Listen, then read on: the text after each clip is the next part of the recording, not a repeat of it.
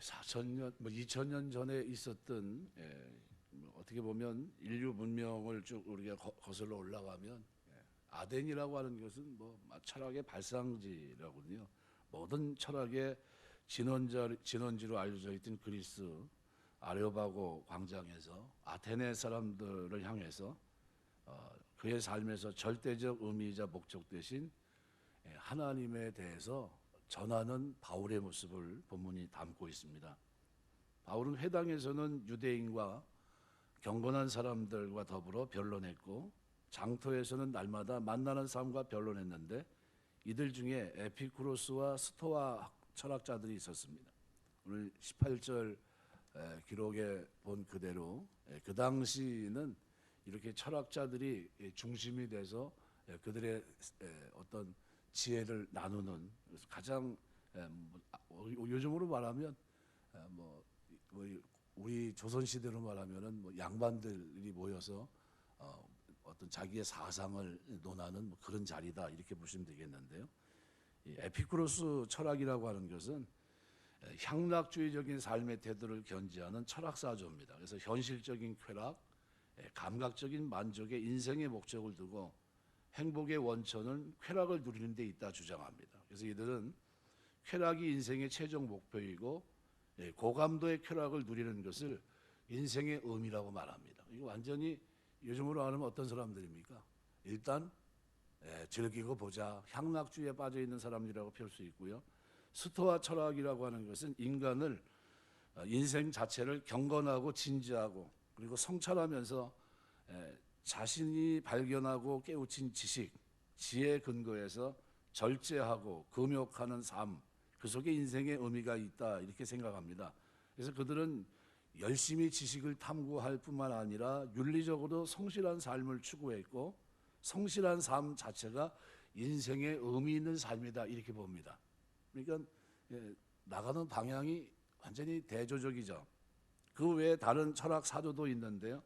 인생의 의미는 아름다움을 추구하는 낭만주의적인 삶의 태도에 있다 주장하는 이론도 있습니다. 이 낭만주의라고 하는 것은 꿈이나 공상의 세계를 동경하고 감상적인 정서를 추구하는 문해사주의 한 부분입니다. 이들은 인생의 의미를 아름다움에서 발견합니다. 탐미적인 자세를 통해 로맨틱한 예술 세계를 추구하고 아름다움을 추구한 것 자체가 인생의 소중한 의미라고 보는 거죠. 이게 완전히 다릅니다. 그래서 낭만주의자들은 이 짧은 세상을 최대한 아름답고 멋지게 그리고 로맨틱하게 살아가고자 하는 몽상가적인 그런 태도를 가지고 살아가는 사람들이라고 보입니다. 또 하나의 철학사조를 얘기한다면 무신론적 실존주의입니다. 인간을 자신의 의지와 상관없이 우주 공간에 던져진 불안하고 부조리한 존재로 이해합니다. 그래서 실존주의자들은 그들의 삶은 결국 허무한 것에 불과하기 때문에 존재의 무의미함을 받아들여야 한다 이렇게 주장을 하죠. 그래서 실존주의는 유실론, 무신론으로 나눠서 이렇게 철학이 이제 바뀌는데요. 우리가 프랑스 실존주의 작가 가운데 알베르 까메 같은 사람들은 인간의 실존을 결국 자살할 수밖에 없는 허무한 존재로 이해했습니다. 결국 이 네 가지 철학의 사조를 오늘 본문을 잠깐 우리가 비춰볼 때요. 이 네 가지 주장을 마치 촛불에 비유해 보면 인생의 탄생은 초에 불을 붙이는 행위로 볼 수 있습니다. 초에 불을 붙이면 언젠간 꺼지겠죠. 시간의 한계를 갖고 있기 때문에 꺼지는 날이 옵니다. 짧은 촛불의 인생을 해석하는 부분에서 에피쿠로스 학파는 강하고 뜨겁게 불탈 것을 촉구합니다. 인생의 만족, 쾌락을 최대한 뜨겁고 강하게 누리면서 살겠다고 몸부림치는 부류고요. 스토아 학파는 촛불을 똑바로 세워서 바람에 흔들리지 않게 하고 올곧게 불타오르게 이런 것을 추구합니다. 마치 절제하고 금욕하고 윤리적으로 똑바로 살듯이 촛불의 자살을 바로 견지하는 그런 모습이라고 우리가 비교할 수 있고, 로맨틱한 로맨티스트들 이들은 화려하고 멋지게 불꽃을 피우는 아주 낭만적인 그런 삶을 추구하고 있고요. 무신론적 실존주의자들은 영원히 촛불 밖으로 빠져나와 타오르는 자신의 몸체를 관조하면서 불꽃의 무의미함을 반추하는, 여기에 우리가 비유할 수 있습니다. 네 가지 사조가 그 당시 우리가 말하는 철학 전체를 우리가 조명할 수 있는데요. 근데 가만히 보면 누가 없으면 안 되냐면요, 그리스도가 없을 때는 이 네 가지 사조에 의해서 이렇게 저렇게 그 범주 안에 다 들어갈 수 있습니다. 아, 이게 올바른 거야 하면서 쫓아갈 수 있고, 아, 이게 내가 추구하는 바지 그러면서 거기에 심취할 수 있습니다. 그렇지만 그리스도께서 오셔서 우리의 죄 문제를 다루고 난 이상은 그리스도 없이 살아가고 부활이 없다고 믿는 모든 인생이 추구하는 삶의 태도 안에는 뭐가 깔려 있냐면요, 허무주의가 깔려 있습니다.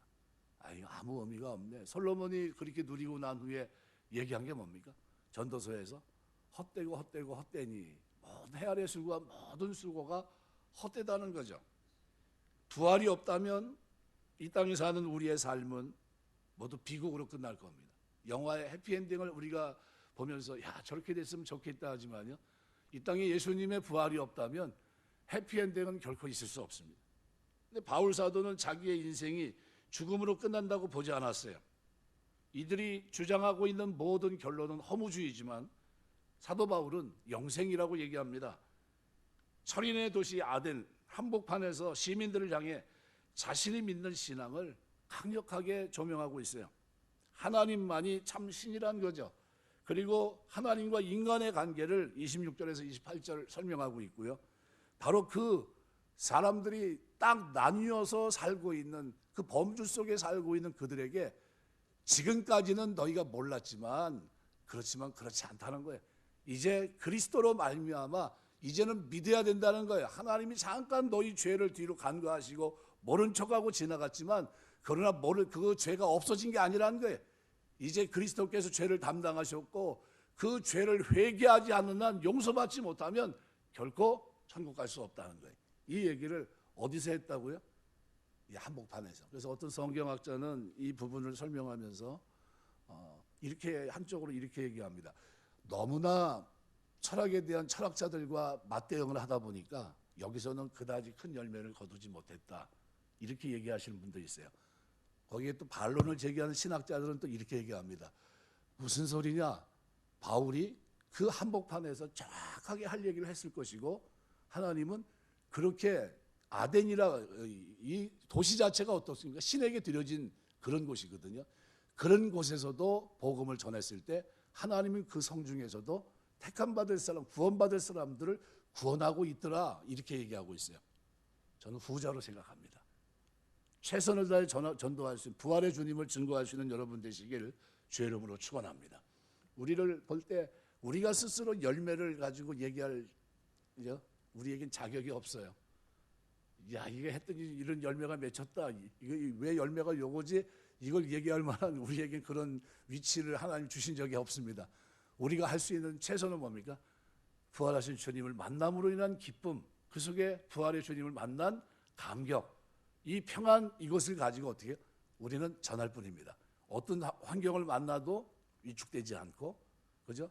오히려 그들이 볼 때는 미련해 보이지만 모를까요? 사도 바울이 이 철학의 내용들을 다 모를까요? 다 알았을 겁니다. 그런데도 오직 뭐만 얘기합니까? 십자가와 부활만 증거하고 있어요. 그것이 중요하죠. 바울이 복음을 위해 택함을 받는 장면은 그야말로 로맨틱합니다. 바울의 외침을 들은 사람들의 반응은 그야말로 다양했어요. 오늘 18절 말씀해 보시면은 어떤 에피쿠로스와 스토아 철학자들도 바울과 쟁론할 때 어떤 사람은 이르되 이 말쟁이가 무슨 말을 하고자 하느냐 하고, 어떤 사람은 이르되 이방신을 전하는 사람인가 보다 하니 이는 바울이 예수와 부활을 전하기 때문이로라. 그죠?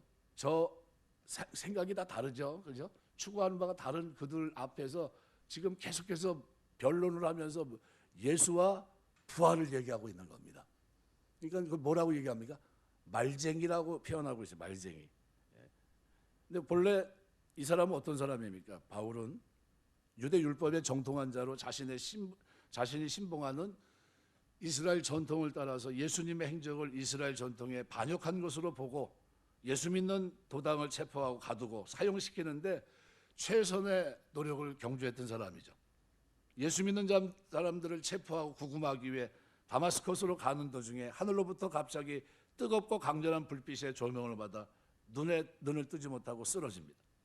그때 하늘에서 소리가 나요. 사울아 사울아 내가 어찌해 나를 핍박하느냐. 사도행전 9장 말씀인데요. 이때 이 소리를 듣고 그 음성 앞에 엎드려졌고요. 예수님이 구약 성경에 예언되었던 하나님의 아들 그리스도임을 깨닫게 됩니다. 그 후로 그는 예수님을 핍박하던 삶에서 벗어나 인생의 방향을 180도 전환합니다. 우리가 기다렸던 그분이 이분이구나 하는 것을 알게 된 거죠. 바울은 그 자리에서 변화됐고요. 그런 바울을 하나님께서는 이방인과 임금들과 이스라엘 자손들에게 복음을 전하기 위해 택한 그릇이라고 선포하십니다.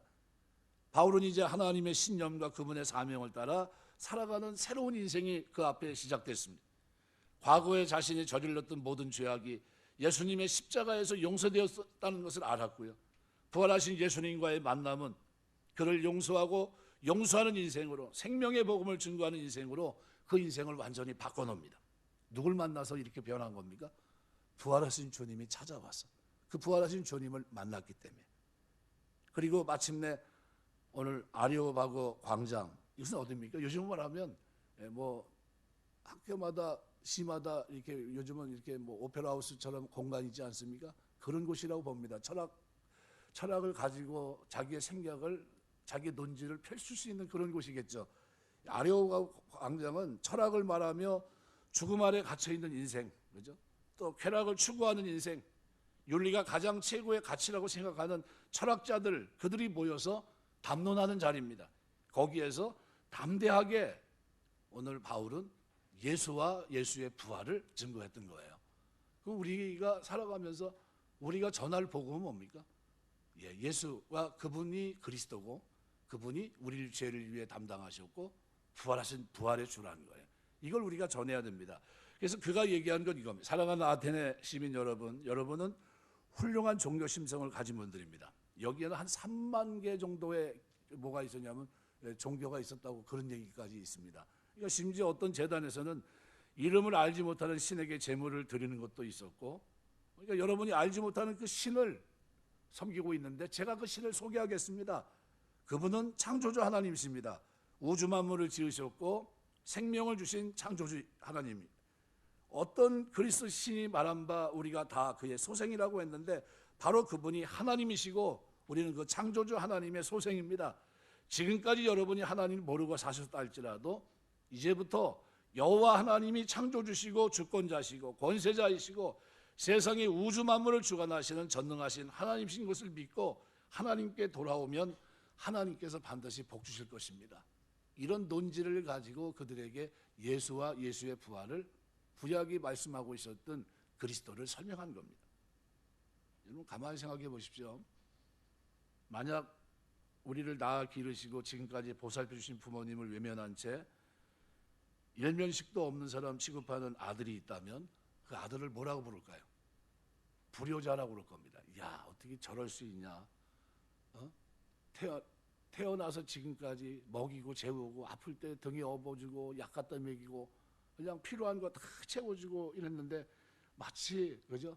어머니가 아닌 것처럼 아버지가 아닌 것처럼 여기고 있는 아들이 있다면 그것은 불효자예요. 마찬가지로 우주를 창조하시고 우리에게 매 순간 숨쉴 공기와 태양을 주시고 삶을 영위할 수 있도록 그죠? 그때마다 필요를 채우신 그 하나님, 그 전능하신 창조주 하나님을 우리가 바로 알지 못하고 섬기지 못한다면 이거 뭘까요? 인간으로 말하면 그것이 불효자예요. 그런데 죄인인 우리 힘으로는 하나님 앞에 돌아갈 방법이 없어요. 섬기고 싶어도. 이를 위해 하나님께서는 사랑하는 독생자 예수 그리스도를 이 땅에 보내셨고요. 십자가의 모진 고난을 당하시고 죽으시면서 우리의 모든 죄를 용서해 주셨습니다. 이제 하나님께 갈 수 있게 된 겁니다. 하나님과 인간 사이를 막고 있던 죄의 담이 허물어졌습니다. 하나님과 소통하는 은총을 누리게 됐습니다. 나를 용서하신 주님께서 나를 해친 영혼까지도 사랑할 수 있는 권세를 나에게 주심으로 말미암아 이제는 증오의 포로에서 탈출해서 이제는 하나님 영광의 자유 이루는 하나님의 자녀로 이 땅을 살 수 있게 된 겁니다. 그리고 예수님께서는 죽음의 권세를 이기고 부활하셔서 우리에게 영생을 선물로 주셨고 진정한 사랑을 알게 하시고 참된 소망도 우리에게 허락해 주셨습니다. 바울 사도는 이거를 깨달았기 때문에 철학자들에게 그 당시에 가장 지식이 있고 똑똑한 사람들이 말하고 있는 그 자리에서 그죠? 가장 그죠? 주목하고 있는 그 자리에서 감히 뭘 전하고 있습니까? 십자가와 이 부활하신 주님을 증거했던 겁니다. 복음을 담대히 증거했어요. 이 부활의 신앙이 그만큼 중요한 겁니다. 내가 우리 초신자한테 그런 얘기를 했는데 다른 거 놓고 기도하지 마세요. 예수님 부활이 믿어지게 해달라고 기도하시라고 그랬어요. 그게 믿어지면 인생이 바뀝니다. 부활을 경험한 사람들이 제자들이 다 바뀌었잖아요. 두려움이 사라지고요, 평안이 임재하고요, 기쁨이 충만합니다. 성령 충만하게 되고요, 약속을 붙들고 사는 사람이 되고요, 경건하고 거룩한 건 말할 것도 없고요, 자기 삶의 회개의 역사가 그냥 자연스럽게 일어납니다. 영생을 소망하는 이 부활의 신앙은, 그죠? 이 신앙을 갖는 사람들에게는 몇 가지 변화가 일어납니다. 첫 번째는 유한한 세계를 살아가는 우리가 하늘을 향해 영생을 소망하는 삶을 살게 되는 겁니다. 하나님의 영광을 위해 내 생애를 드리는 진정한 기쁨을 누리게 되고요, 살다 보면 우리가 헌신했던 모든 영역에서 실망스러울 때가 참 많습니다. 그죠? 돈에 충성하고 달려왔는데 어느 날 돈이 배신할 날이 있을 것이고요, 권력에 충성했는데 언젠가는 권력에, 그죠? 뒷배로 물러날 때가 있을 거고요, 건강을 위해 온갖 산의 진미는 다 선협해 봤어도 언젠가는 건강이 우리를 배신할 날이 있을 겁니다. 그런데 예수님은 나를 향한 진정한 사랑을 결코 멈춘 적이 전혀 없으시고요, 앞으로도 멈추지 않을 겁니다. 성령을 선물로 주셔서 하나님 앞에 설 수 있도록 영생을 누리고 약속대로, 그죠? 하나님과 다스릴 수 있는 그 때까지 인도하실 겁니다. 그러니까 이 엄청난 사건을 감당하신 것도 감사한데 영생을 선물로 주시고 이제는 예수님을 높이 찬양하며 살 수 있도록 하셨습니다. 얼마나 놀라운지 모릅니다. 우리가 이 땅에 존재하는 모든 인생들에게는 그냥 크게 나누면 두 종류예요. 죽음에 갇혀있는 인생과 영생을 소유한 인생입니다. 부활하신 주님을 만나면 영생을 소유합니다. 사망에서 생명으로 옮겨집니다. 중간지대는 있습니까? 없습니까? 없어요. 믿으면 영생, 믿지 않으면 여전히 죽음의 지배소리에 있습니다. 영생을 소유한 인생은 영생을 노래하고 기뻐하면서 영원한 생명 속에서 오늘의 축복을 구가합니다. 마음속에 자유함이 있어요. 평안이 있고 기쁨이 있습니다. 그래서 영생 안에 있으면 아름다운 인생의 의미를 찾게 되고 삶의 소망을 꽃피우고 허무와 절망을 극복하는 놀라운 인생으로 변화됩니다. 뭐가요? 예수님 그리스도를 영접한 그것이 그 인생을 그렇게 바꿔놔요. 우리는 오늘도 예수님의 죽음을 뚫고 부활하신 것에 감사하며 감격하지 않을 수가 없어요. 너무나 감사한 일입니다. 유한한 세계를 살아가는 동안 영생을 소망하는 삶을 살아가는 축복이 우리에게 이루어지기 때문입니다. 두 번째는 시련과 절망 속에서 원망하며 우울증으로 고통받던 인생에서 벗어나게 되고요, 부활의 주님을 찬양하는 삶을 우리가 살아가게 돼요. 인생의 의미를 만나게 되면 지난날에는 문제 자체에 함몰됩니다. 그냥 무너져요. 그랬던 오늘 우리가 그리스도 때문에 이제는 어떻게 해요? 가능성이 보입니다. 하나님이 도와주시면 되고 하나님이 역사하시는 권세를 믿으면서 모든 사람이 안 된다고 말하고 불가능하고 말할 때도 하나님이 함께 하시면 된다는 믿음을 가지고 하나님 앞에 나가요. 가능한 것을 믿게 되는 생애로 바뀝니다. 왜요? 그분이 살아계시기 때문이에요. 그분이 지금 함께 하시기 때문입니다. 볼지어다 내가 세상 끝날까지 내가 너와 항상 함께 하겠다고 약속하셨어요. 그 약속이 믿어지는 겁니다. 그 약속에 대한 확신이 있는 거예요. 그러니까 어떻게 흔들림이 없어요. 어떤 문제를 만나도 원망하기보다는 어떻게 해요? 부활의 주님을 찬양하면서 그 하나님 앞에 담대히 나가요. 세 번째는 부활의 주님을 붙들면 우리 인생 자체가 행복한 인생이 됩니다. 죽음에 갇혀있는 인생은 행복도 언젠가는 사라질 것이기 때문에 이 땅에서 누리는 한시적인 행복은 행복이 아닙니다. 그러나 영원한 소망이 있는 인생은 부활에 이르기 때문에 어떤 부활입니까?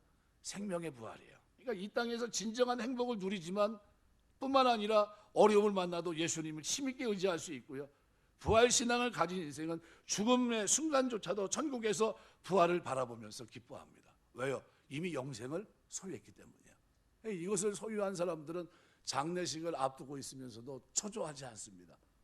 불안해하지 않아요.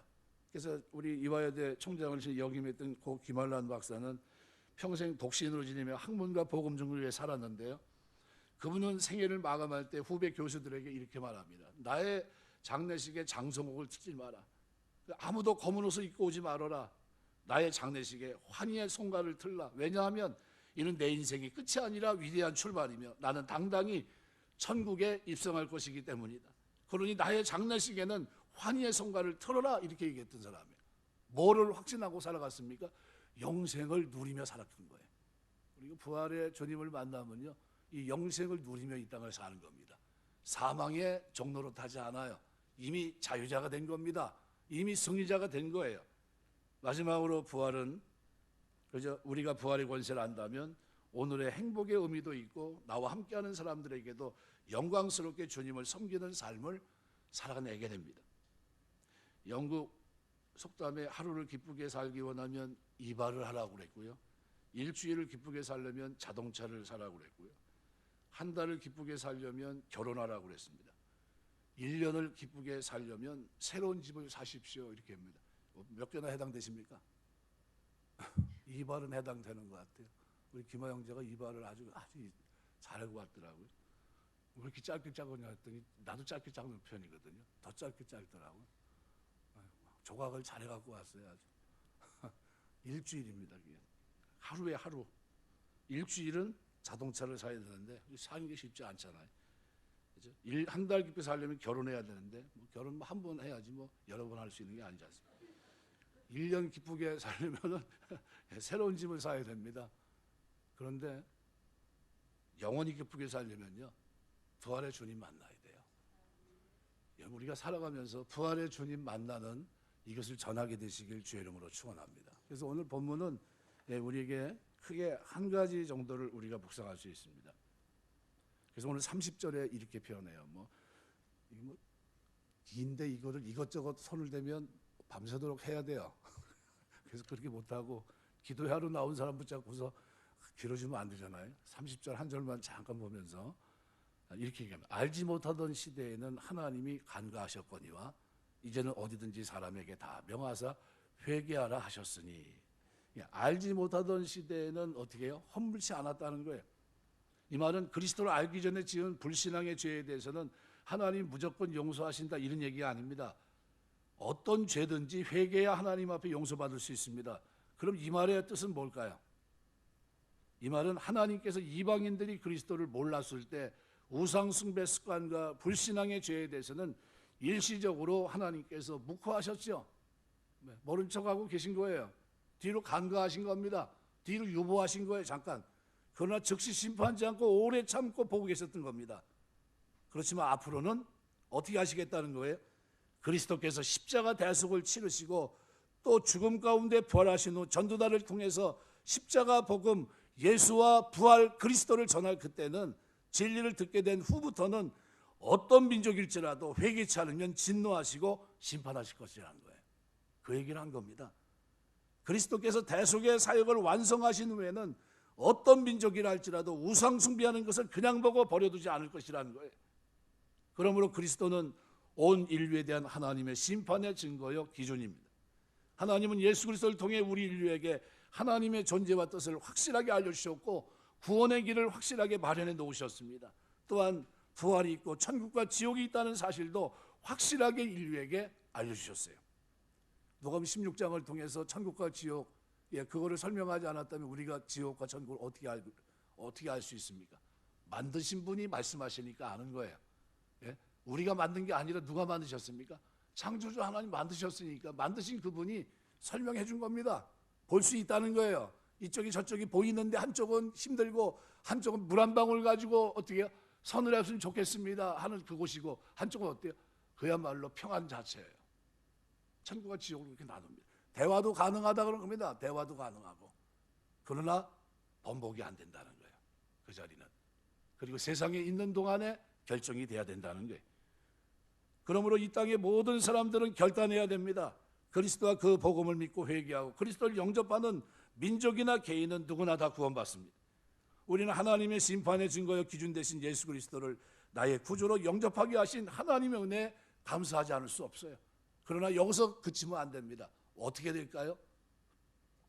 바울이 생명을 걸고 아덴 가장 똑똑한 사람들이 모여서 그 세계를 주름하고 있던 그들이 모여서 지혜를 논하고 있는 그 자리에서 오직 하나님의 지혜인 그리스도 부활에 대해서 얘기했다는 사실은 우리가 이 땅에서 어디에 담대함을 가져야 되는가라는 거예요. 기회가 주어지는 대로, 기회가 주어지지 않는다 할지라도 우리가 외쳐야 될 일성이 있다면 뭡니까? 그리스도는 심판의 표적이라는 거예요. 예수를 믿고 믿지 않고 이 차이는 어마어마한 차이라는 것을 우리는 반드시 얘기해야 됩니다. 마태복음 10장 32절 33절 누구든지 사람 앞에서 나를 시인하면 나도 하늘에 계신 내 아버지 앞에서 그를 시인할 것이요 누구든지 사람 앞에 나를 부인하면 나도 하늘에 계신 내 아버지 앞에서 그를 부인하리라. 이제 그리스도를 믿고 시인하든지 믿지 않고 부인하든지 그것은 자기의 결정이에요. 그러나 지금까지는 그리스도가 오시기 전까지는 어때요? 예, 하나님은 잠잠하셨지만 이제는 어떻게 해요? 복음의 종도를 통해서 보내서 이것을 전하게 하신 겁니다. 그러면 부활을 증거했던 바울의 믿음, 이 믿음은 어떤 믿음일까요? 대단한 믿음입니다. 수치와 모욕을 모르는 게 아니거든요. 무식하다는 소리를 분명히 알고요. 여기서 수치스러운 말쟁이라는 수치스러운 말도 들었습니다. 그럼에도 거침없이 어떻게 해요?